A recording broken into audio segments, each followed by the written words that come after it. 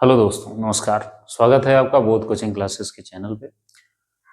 तो आज first day है हमारा पीवाईक्यू सीरीज का, बोर्ड पीवाईक्यू सीरीज, जिसमें हम क्लास 10th के साइंस के पेपर का डिस्कशन और पीवाईक्यू डिस्कस करेंगे इसमें।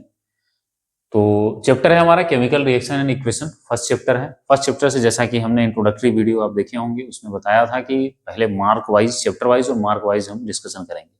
तो मार्क वाइज में क्या होता है कि जनरली इस टाइम का ट्रेंड है हमारे पेपर में, बोर्ड के पेपर में, कि 20 क्वेश्चन जो हैं वो 1 मार्क्स के आ रहे हैं, जो कि ऑप्शनल है, ऑप्शन है उसमें। तो हम शुरू करते बताए थे कि 3 साल के पेपर्स हम पढ़ेंगे, मेनली प्राइम फोकस रहेगा, उसके अलावा भी जो हमें इंपॉर्टेंट टॉपिक लगेगा वो हम लाएंगे। तो जैसे 23 का है, 24, 25। तो 23 में ये पूछा गया है क्वेश्चन, 1 मार्क्स क्वेश्चन में, कि the emission of brown fume in the given experimental setup is due to.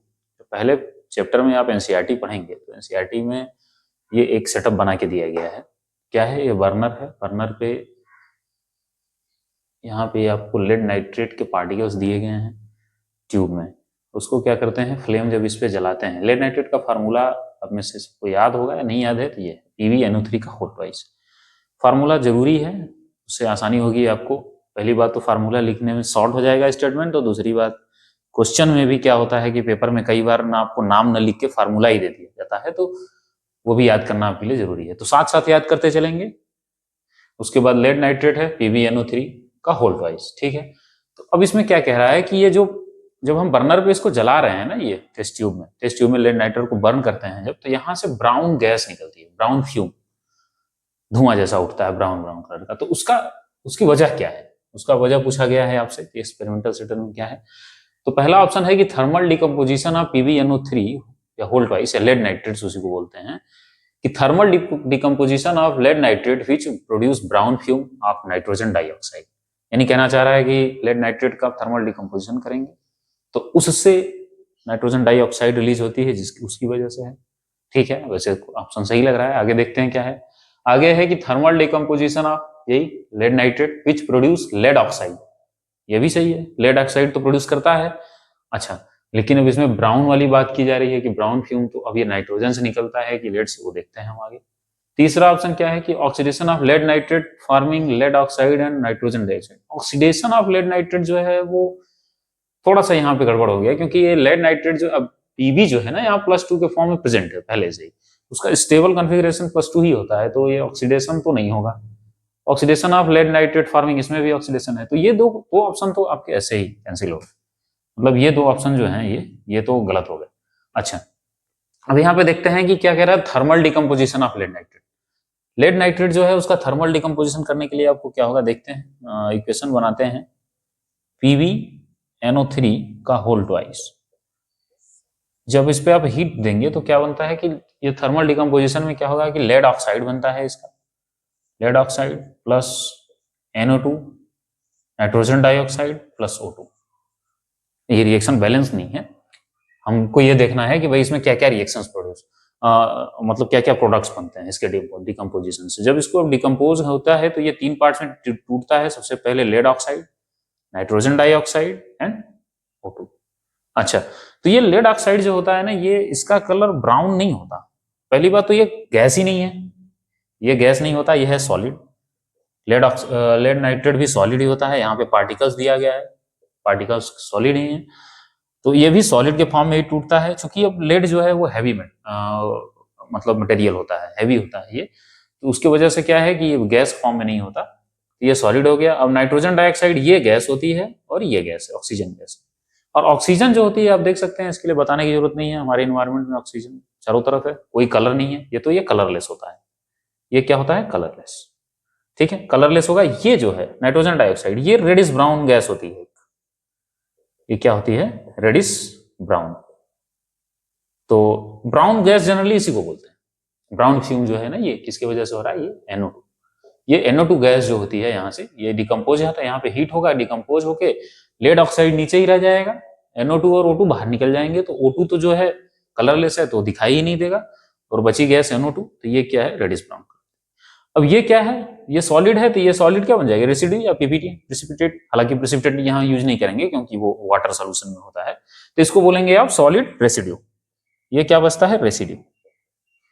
Residue मतलब बचा हुआ, ठीक है। ये किस कलर में आएगा, ये आपको येलो कलर में, हल्का हल्का येलो कलर दिखेगा। इसको येलो रेसिड्यू भी आपके क्वेश्चन में कई बार पूछा गया है, जब हम लोग करेंगे ना 2 नंबर 3 नंबर के क्वेश्चन भी आए हैं, तो उसमें आपको ये देखना है कि ये येलो रेसिड्यू है। तो यहाँ पे क्या है, ऑप्शन कौन सा है कि thermal decomposition of lead nitrate which produce by lead oxide.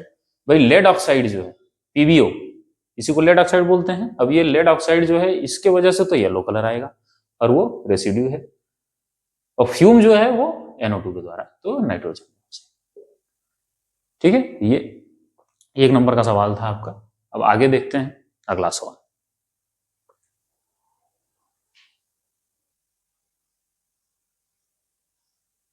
जी, तो हमारा अगला क्वेश्चन है, दूसरा क्वेश्चन 2023 में ही आया है, 1 नंबर का क्वेश्चन है। अच्छा, आपको अगर ये लग रहा हो कि सर ये तो काफ़ी लेंदी हो रहा है कि क्वेश्चन को 5 मिनट 4 मिनट समझाने में लग रहा है, तो आप ये समझिएगा कि भले ही 1 नंबर का सवाल है, लेकिन हम सारे ऑप्शंस पढ़ रहे हैं, उसको एक्सप्लेन कर रहे हैं, और इससे हो क्या रहा है कि आपका चैप्टर का काफ़ी इन्फॉर्मेशन रिवाइज हो जाएगा, और उससे डिराइव करके भी अगर क्वेश्चन कोई बनता है तो वो भी आप सवाल सॉल्व कर लेंगे।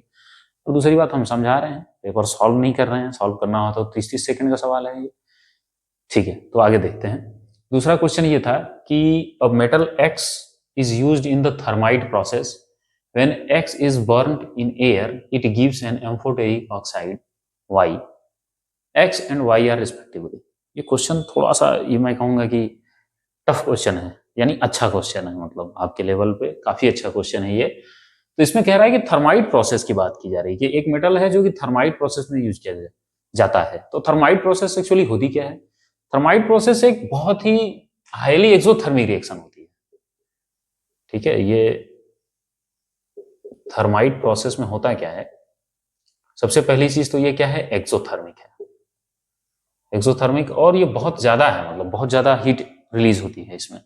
और दूसरी सबसे बड़ी चीज ये है इसमें कि इसमें इसकी पहचान ये है कि मॉल्टेन मेटल मिलता है इसमें। मॉल्टेन क्या मिलता है? मेटल। मॉल्टेन मेटल जैसे आयरन वगैरह जो होता है ना, आयरन लिक्विड फॉर्म में मिलता है। आयरन लिक्विड फॉर्म में इसमें मिलेगा कैसे? तो अब जैसे इसका एग्जाम्पल अगर देखा जाए कि कहाँ मिलेगा ये, तो इसमें सबसे सबसे बेस्ट एग्जाम्पल इसका थर्माइट प्रोसेस का जो आपके सिलेबस में है वो जानना है, वो ये है कि रेलवे ट्रैक जो होते हैं, रेलवे के जो ट्रैक होते हैं आप देखे होंगे, उस पर वेल्डिंग की जाती है। रेलवे ट्रैक की जो वेल्डिंग होती है ना, ये थर्माइट प्रोसेस के थ्रू ही होती है। उसमें क्या है कि आयरन मोल्टन फॉर्म में निकलता है जिससे वेल्ड किया जाता है। अच्छा ठीक है, ये तो हो गया बेसिक कि भाई थर्माइट प्रोसेस होता क्या है। कह रहा है कि when X is burned in air it gives an amphoteric oxide. अब आ गई बात कि एम्फोटेरिक क्या होता है। एम्फोटेरिक आप सब जानते होंगे, एसिडिक, बेसिक और एम्फोटेरिक होता है। तो ऐसे ऑक्साइड्स होते हैं जो एसिडिक बिहेवियर अगर शो कर रहे हैं तो एसिडिक बोल देंगे, बेसिक बिहेवियर शो कर रहे हैं तो बेसिक, और जो दोनों तरह के बिहेवियर शो करते हैं, ठीक है, दोनों के बीच का मतलब प्रॉपर्टीज उनकी जो होगी वो बीच की होगी, वो एसिडिक और बेसिक दोनों हल्का हल्का शो करेंगे, मिड मिड में रहेंगे, तो उनको बोलते हैं एम्फोटेरिक ऑक्साइड। अब एम्फोटेरिक ऑक्साइड होते कौन कौन से हैं, उसके लिए आपको मैं लिखवा दे रहा हूं, कुछ ऐसे मेटल्स हैं जिसमें है ये zinc, aluminium, gallium, lead, tin. ये जनरली 5 होते हैं, और हैं बहुत सारे हैं, वेनेडियम वगैरह भी होते हैं, लेकिन आपको जनरली ये 5 याद रखेंगे तो आपका काम हो जाएगा। इसको मैंने एक ट्रिक से याद किया था। इसको बोलते हैं जनाबे आली ने गाया पंजाबी सॉन्ग। ये मेरे टीचर ने बताया था। क्या है जनाबे? जनाबे मतलब जिंक, आली मतलब एल्यूमिनियम, गाया मतलब gallium, Punjabi lead, Pb, Pb Punjabi, song Sn, tin. तो जिंक, एल्यूमिनियम, गैलियम, लेड और टिन, इसके ऑक्साइड अगर आपको कहीं देखने को मिल रहे हैं तो आप इस बात का ध्यान रखिएगा कि ज्यादातर 99% चांस है कि वो एम्फोटेरिक होगा।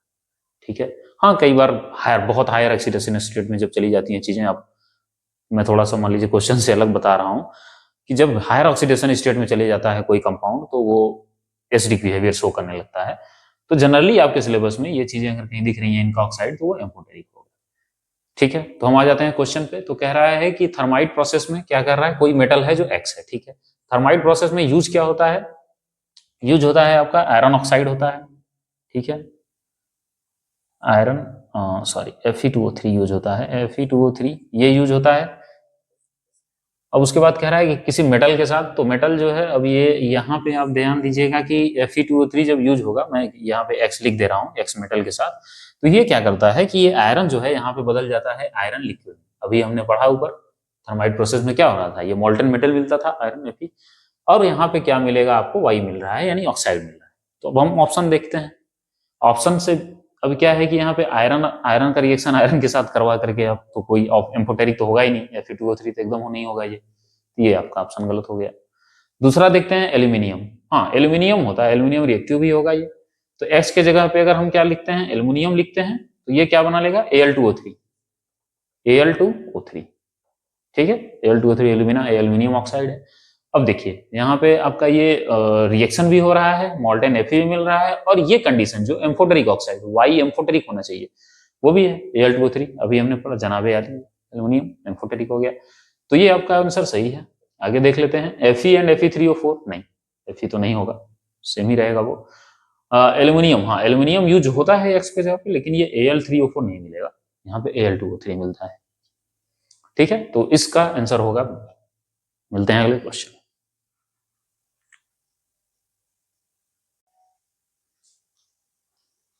जी, तो हमारा अगला सवाल जो है वो 2023 का ही है, 1 मार्क्स क्वेश्चन का, असर्शन और रीजन। असर्शन रीजन में जनरली क्या होते हैं कि बच्चे थोड़े से डर जाते हैं कि ये स्टेटमेंट्स बेस्ड सवाल, अब एक्चुअली देखा जाए तो जो न्यूमेरिकल बेस्ड सवाल होते हैं या डेटा बेस्ड सवाल होते हैं, अगर आप उनको याद रखते हो तो याद आने पे आप सब जवाब जो दोगे ज्यादातर चांसेस हैं कि सही होंगे। लेकिन इसमें क्या है कि एक आपका कंसेप्ट बहुत स्ट्रांग होना चाहिए, क्योंकि आपको वजह है उसमें ना, रीजन का मतलब क्या है कि क्या वजह है। अब जैसे इसको करने का तरीका हम बताते हैं, थोड़ा आसान है, मतलब बहुत मुश्किल नहीं है, बस आपको ये होना चाहिए कि आपकी एनसीईआरटी पे कमांड अच्छी होनी चाहिए ये क्वेश्चंस। और इसमें फायदे की बात ये है कि ये डायरेक्ट लाइंस से बनाए जाते हैं आपके बुक के, तो अगर आपने अच्छे से बुक के एक एक लाइंस को ध्यान से पढ़ा है तो ये आसानी से हो जाएगा।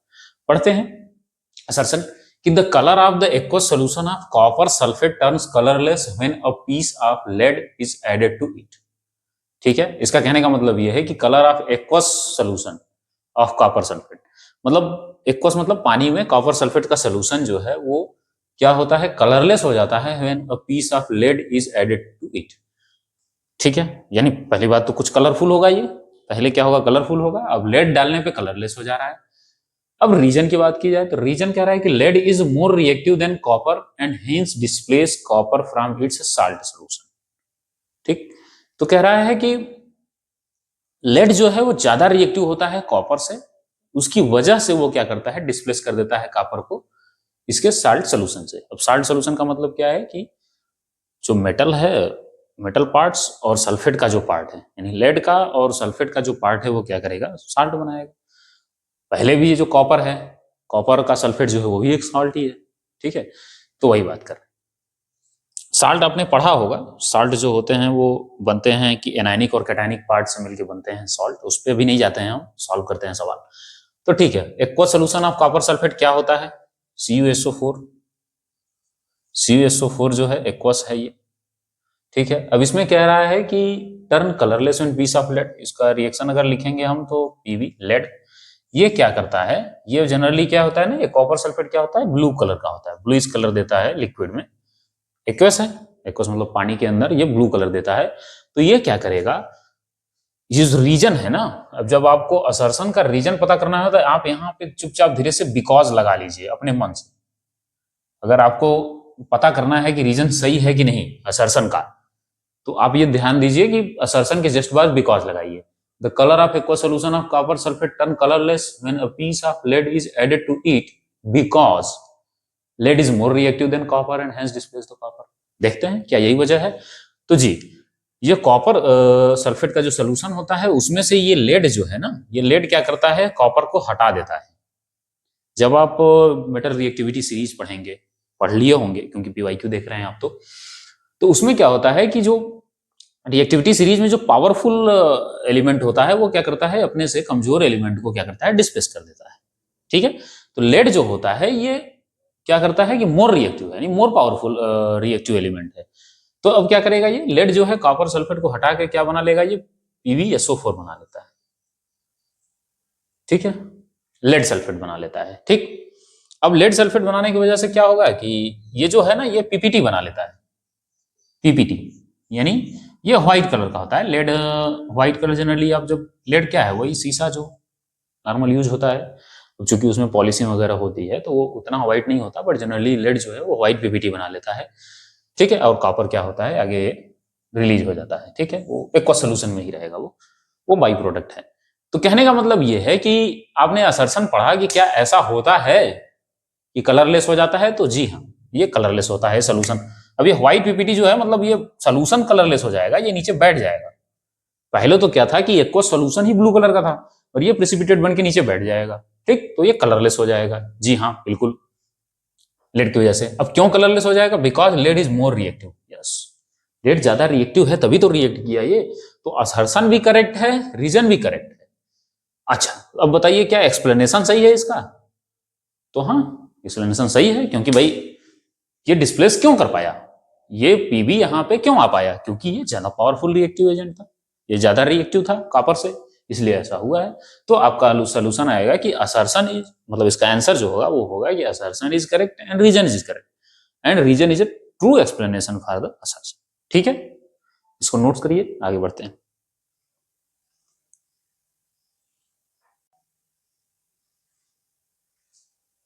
जी, तो हम आते हैं अपने अगले क्वेश्चन पे। अगला क्वेश्चन ये है कि अब 2023 में ये 3 सवाल जो हमने अभी पहले किए यही पूछे गए थे। अब चौथा सवाल 2024 के 1 मार्क्स का है।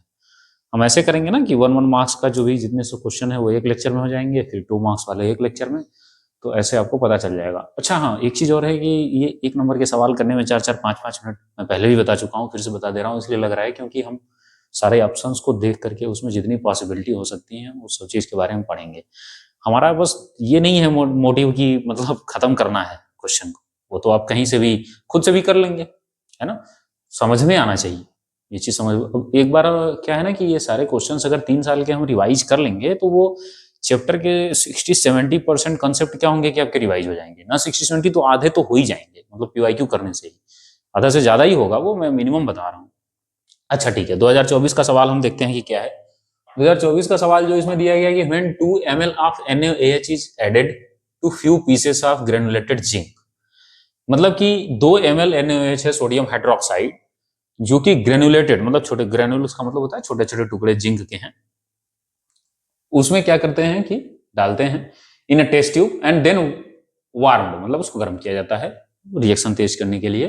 The reaction that occur can be written in the form of balanced chemical equation. अच्छा, इस बात का ध्यान दीजिएगा कि यहाँ बैलेंस आपसे पूछा है, न भी पूछा गया था तो भी आपको इस बात का ध्यान देना है कि आपके पास अगर 2 तरह के जवाब हैं, एक बैलेंस इक्वेशन भी जब आपको सही लग रही है और एक अनबैलेंस इक्वेशन है वो भी सही लग रही है, तो आपको बैलेंस वाला ही जवाब देना है। हालांकि यहाँ तो सीधे बोल दिया है।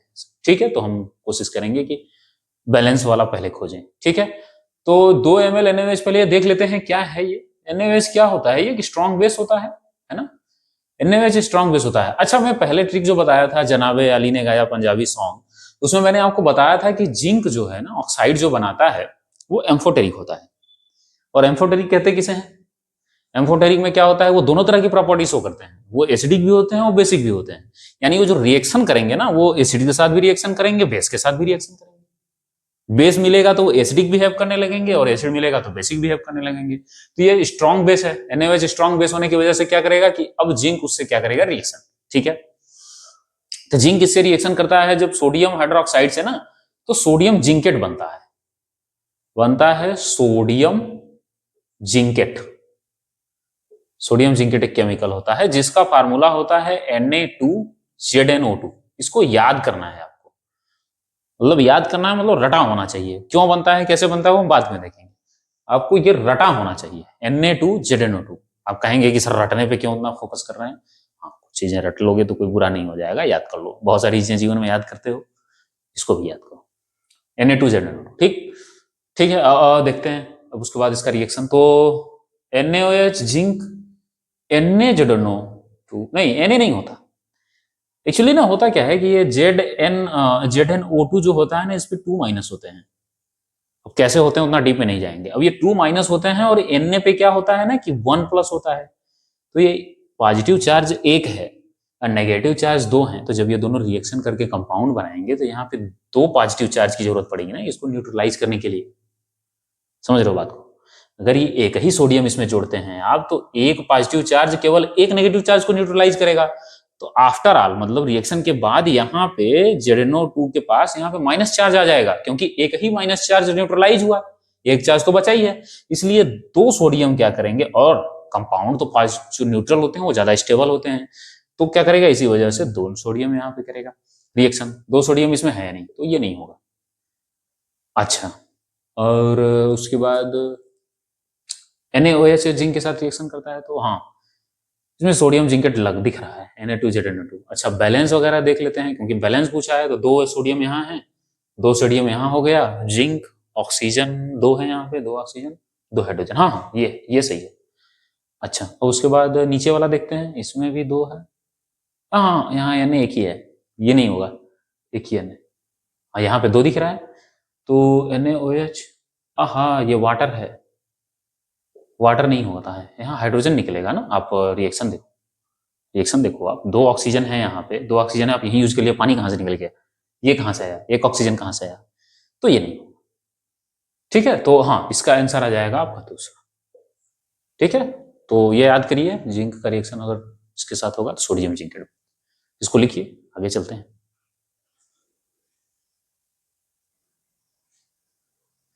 जी, तो बढ़ते हैं अगले क्वेश्चन की तरफ। ये 5वां सवाल है, 2024 का ही है, 1 नंबर के क्वेश्चन में आया था ऑप्शनल। कह रहा है कि select from the following a decomposition reaction in which source of energy for decomposition is light. अब ये तो ऐसा कुछ इसमें ट्रिक है नहीं कि कोई बताया जाए या कुछ, ये क्या है ना कि आपके बुक का सीधे डायरेक्ट क्वेश्चन है, तो इसके लिए तो आपको बुक ही पढ़ना पड़ेगा, क्योंकि इसमें समझाने को तो मैं दुनिया भर की चीजें, हो सकता है हर रिएक्शन के लिए अलग अलग बात बता दूं, लेकिन वो हर रिएक्शन के लिए अलग अलग बात जानने से अच्छा है कि जो आपके बुक में दिया गया है उस पर ध्यान दें। तो ये जो आप पढ़ेंगे ना टॉपिक, उसमें फोटोग्राफी जो होती है, फोटोग्राफी में सिल्वर ब्रोमाइड का यूज किया जाता है। फोटोग्राफी में क्या होता है कि जो सिल्वर ब्रोमाइड ब्रेकडाउन जब करता है तो उससे वो रील देखे होंगे, पुराने जमाने में जो फोटो खींची जाती थी तो रील पे फोटोज आती थी, या एक्सरे वगैरह देखे होंगे आप। एक्सरे जो होता है ना उस पे वही यही टेक्निक होती है। उस पे क्या होता है ना कि ये सिल्वर ब्रोमाइड जो होता है, लाइट के प्रेजेंस में, इस पे लाइट जब पड़ती है, ये सिल्वर ब्रोमाइड की लेयर होती है, उस पर लाइट जब पड़ती है तो ये Ag और Br अलग अलग टूटते हैं, तो उस पर क्या होता है कि आपकी एक्सरे जो होती है वो छप के आती है उसकी वजह से। तो अब इसमें कुछ समझाने लायक ऐसा है नहीं, आपको याद ही करना पड़ेगा। तो आप ये याद रखिएगा कि silver bromide as a general GK का भी सवाल है ये, कि सिल्वर ब्रोमाइड फोटोग्राफी के लिए यूज किया जाता है। ठीक है, आगे चलते हैं।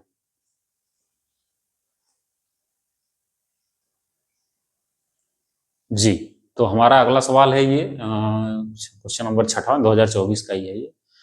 इसमें लिखा है कि MnO2 प्लस 4HCl ये क्या करता है, MnCl2 मतलब मैंगनीज है, मैंगनीज ऑक्साइड का रिएक्शन हाइड्रोक्लोरिक एसिड से किया जा रहा है, तो MnCl2 बनता है, प्लस 2H2O और Cl2 गैस रिलीज होती है। ठीक, द रिएक्शन गिवन है redox reaction because in this case redox है, आपसे कह दिया गया है कि ये रिएक्शन रेडॉक्स है।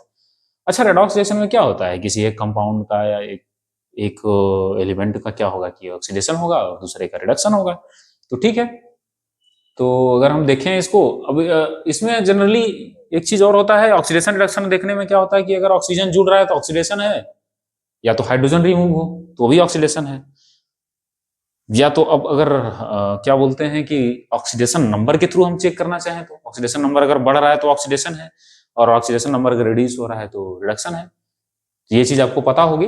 हम इसको ना थोड़ा सा इसको लिख के फिर से इसका ऑक्सीडेशन नंबर चेक करते हैं कि किसका ऑक्सीडेशन हो रहा है, किसका रिडक्शन, क्योंकि आफ्टर ऑल जब आप ये ऑप्शन देखेंगे तो वही पूछा ही है। तो हम ऐसा करते हैं कि इसको बनाते हैं, MnO2 है, MnO2 प्लस 4HCl। अब चूंकि देखिए इसमें बैलेंसिंग का कुछ बहुत मैटर है नहीं, तो हम बैलेंसिंग पे ध्यान नहीं देंगे, हालांकि बैलेंस क्वेश्चन इक्वेशन दी होगी आपको या नहीं भी दी होगी तो कोई दिक्कत नहीं है, आप उसके चक्कर में मत पड़िए। आप ये देखिए कि ऑक्सीडेशन नंबर निकालने के किसका ऑक्सीडेशन हो रहा है और किसका रिडक्शन हो रहा है, और सारे कंपाउंड्स को केयरफुली लिखते हैं। ठीक है, अच्छा ये Mn जो है मैंगनीज, जरा आप ये देखिए, ऑक्सीडेशन नंबर आपको निकालने आता होगा या पता नहीं, आपको आना चाहिए।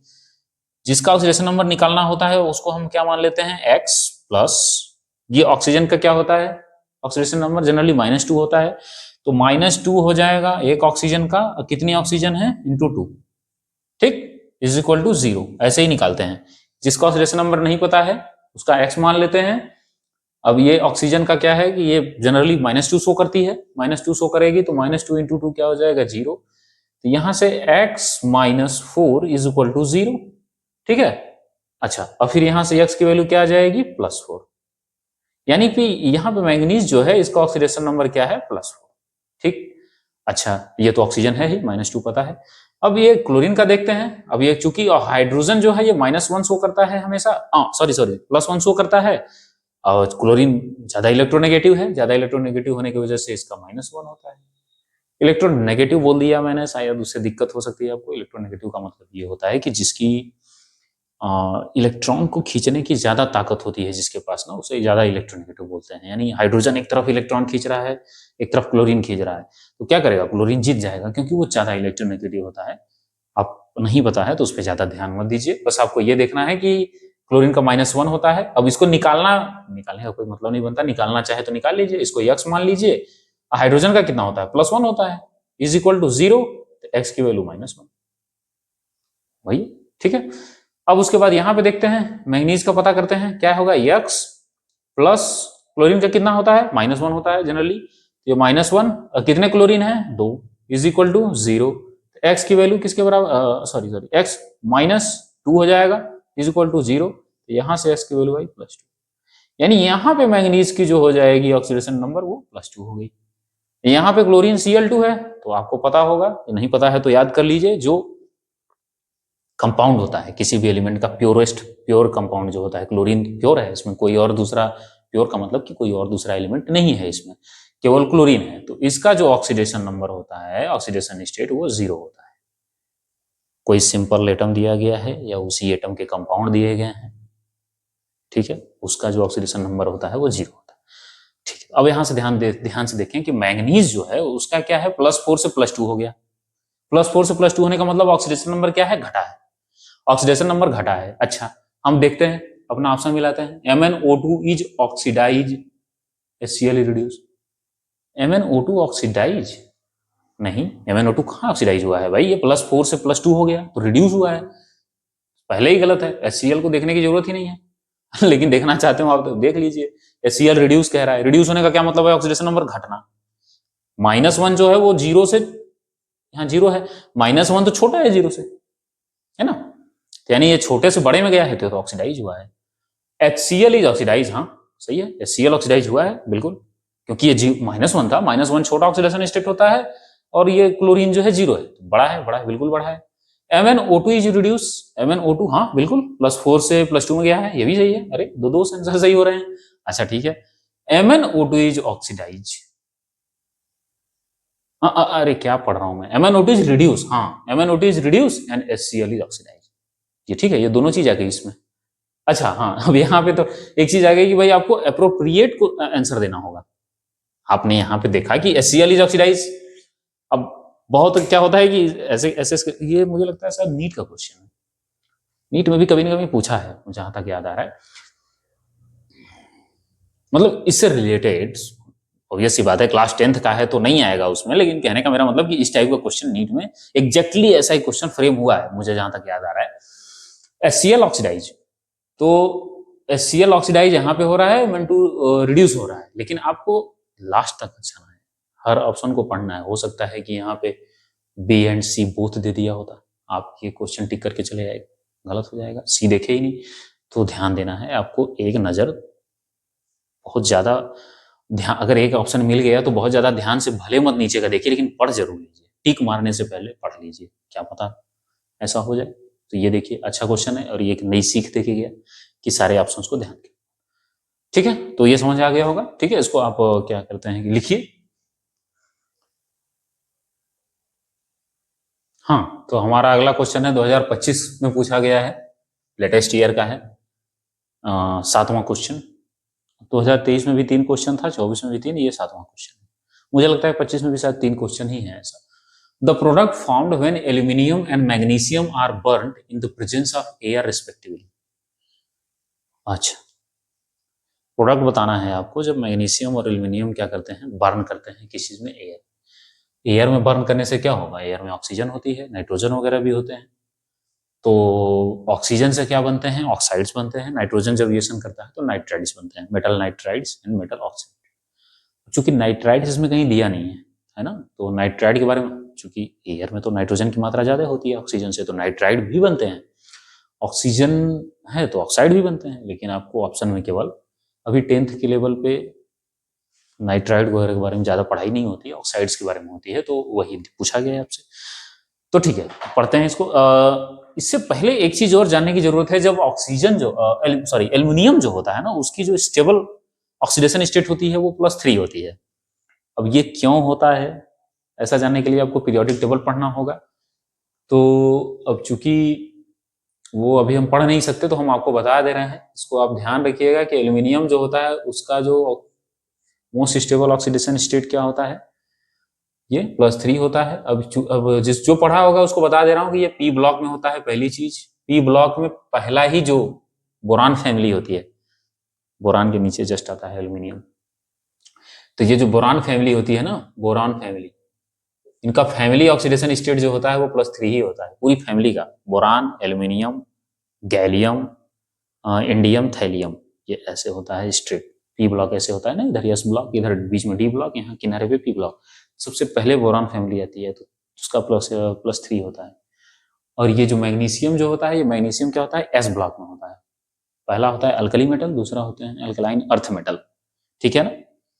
तो ये दूसरे में आता है, बेरिलियम वाले में, बेरिलियम, मैग्नीशियम, ठीक है, कैल्शियम, स्ट्रोंशियम, बेरियम, इस वाले फैमिली में आता है। तो ये अब चूंकि अल्कलाइन अर्थ मेटल का दूसरा ग्रुप होता है तो +2 ऑक्सीडेशन स्टेट शो करता है, इसका तीसरा होता है पहले हाइड्रोजन वाला एल्कली, दूसरे नंबर पे अल्कलाइन अर्थ मेटल, तीसरे नंबर पे सीधे हम डी ब्लॉक को भी स्किप करके पी ब्लॉक पे आ जाते हैं, ऐसा रूल है, पी ब्लॉक पे आ जाते हैं। तो तीसरा ग्रुप यही होता है, एल्युमिनियम वाला ही। तो +3 इसका ऑक्सीडेशन स्टेट होता है, इसकी पूरी फैमिली का स्टेबल, कुछ एक्सेप्शन बाद में आते हैं, जनरली की बात हो रही है। और मैग्नीशियम का जो होता है वो Mg का हो जाएगा +2। बस इसमें यही इंपॉर्टेंट चीज है जो जाननी थी आपको, बाकी रिएक्शन तो आप करवा ही लेंगे। एल्युमिनियम का देखते हैं सबसे पहले। एल्युमिनियम, मैं फिर से बता दे रहा हूँ, नाइट्रोजन भी होता है एयर में, लेकिन उसकी रिएक्शन नहीं करवानी है क्योंकि ऑप्शन में ही नहीं, जबरदस्ती मेहनत क्यों करना है। O2, एल्युमिनियम का O2 के साथ रिएक्शन करवाएंगे तो क्या बनेगा, एल्युमिनियम ऑक्साइड, एल्युमिनियम ऑक्साइड बनेगा तो Al और O होगा। अब इसमें क्या लिखा जाए, अब आपको पता है कि ऑक्सीजन जो होता है वो -2 शो करता है और एल्युमिनियम जो है +3 शो कर रहा है, ठीक है। तो एल्युमिनियम +3 शो कर रहा है अगर, तो हम कैसे करते थे, याद है, जिसका जो ऑक्सीडेशन होता था उसके उल्टे, मतलब उसके साइड वाले पे उसके पावर में हो जाता था, यानी एल्युमिनियम का +3 है, इसका -2 है, तो यहाँ पे इसको लिखते थे Al2, इसको 3 लिखते थे, ऐसे लिखते थे। अब ये क्यों होता है, वो सिंपल सा ट्रिक है, सिंपल सी बात है भाई, जो एल्युमिनियम है ये क्या कर रहा है, +3 चार्ज लेके आ रहा है, दौड़ते दौड़ते +3 चार्ज लेके आया, एक एल्युमिनियम, और एक ऑक्सीजन जो है वो -2 चार्ज लेके आया। वो क्या करेंगे, ये कैसे बैलेंस करेंगे, तो आप देखो कि 2 एल्युमिनियम मिलके क्या दे देंगे, +6 पॉजिटिव चार्ज दे देंगे, और 3 ऑक्सीजन मिलके क्या कर देंगे, 6 नेगेटिव चार्ज दे देंगे, तो दोनों क्या हो जाएंगे, स्टेबल, कैंसिल आउट कर देंगे चार्ज, इससे स्टेबल बन जाएगा इसका कंपाउंड। ये तो होता है बेसिक, जो असली वजह जो होती है वो यही होती है। अब आपको सीखने के लिए आपने पढ़ा है ऐसा कि जिसका जो ऑक्सीडेशन स्टेट होता है दूसरे वाले के सब स्क्रिप्ट में, यानी नीचे लिख दे सफिक्स में, तो Al2O3 बनाएगा ये एल्युमिनियम वाला। अब वैसे ही मैग्नीशियम का करते हैं, MgO2, MgO2 क्या है, अब Mg का क्या है, +2 ही होता है, Mg का क्या है, +2 ही है, और ऑक्सीजन का भी -2 है, तो ये बन जाएगा MgO। भाई एक +2 चार्ज ये देगा, एक -2 चार्ज ये देगा, दोनों बराबर हो जाएंगे। तो देख लेते हैं, Al2O3 इसमें है ही नहीं, Al3O4 भी शो करता है, ये कंफ्यूज नहीं होना है, Al3O4 भी शो करता है, लेकिन अब चूंकि स्टेबल भी देखना है और स्टेबल नहीं भी देख रहे हैं आप, तो ये देखिए MgO2 है, MgO2 कहाँ बनेगा, MgO2 नहीं बनता है। Al2O3 मिल गया, सही है, MgO भी मिल गया, ये तो दोनों का स्टेबल भी है, दोनों ऑक्साइड भी है। ये वाला है, ये ऑक्साइड बनता है, ये भी बनता है, लेकिन मोस्ट अप्रोप्रिएट मैंने बोला क्योंकि ये ज़्यादा स्टेबल होता है, ये ब्रेक कर जाता है। एक्चुअली ये Al3O4 जो है ना वो बहुत ज़्यादा देर तक नहीं रहता। ये भी गलत हो जाएगा, ऑक्सीजन है इसमें 2, तो आपका आंसर यही आएगा, aluminium oxide and magnesium oxide. ठीक है, तो सही है। मेन इंपॉर्टेंट चीज यही थी कि ऑक्सीडेशन स्टेट दोनों का क्या होता है। जो ऑक्सीडेशन स्टेट होता है उस हिसाब से आपको ऑक्सीजन लगाना होता है, असली चीज वही है। ठीक है, तो मुझे लगता है कि समझ में आ गया होगा, इसको नोट करिए।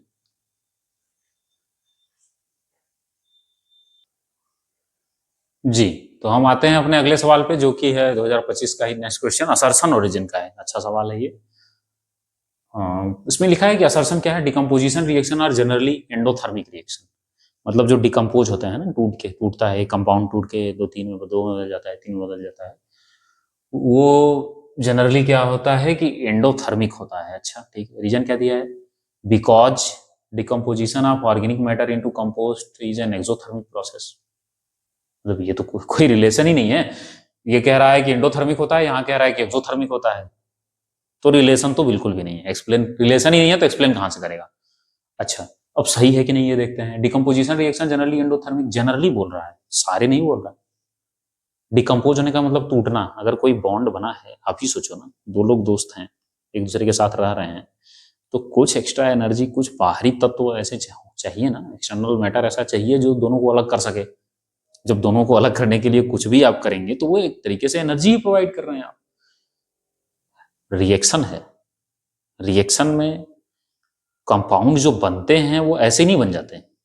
कंपाउंड अगर पहले से बना हुआ है, इसका मतलब कि वो स्टेबल है। वो बनते टाइम उससे कुछ एनर्जी बाहर निकली है, क्योंकि स्टेबिलिटी तभी गेन होती है जब एनर्जी लो हो। अगर किसी कंपाउंड का, ध्यान से समझिए, दो एलिमेंट मिल करके अगर कंपाउंड बना रहे हैं, इसका मतलब ये है कि उनके बनते टाइम क्या होता है, जुड़ते टाइम एनर्जी रिलीज होती है।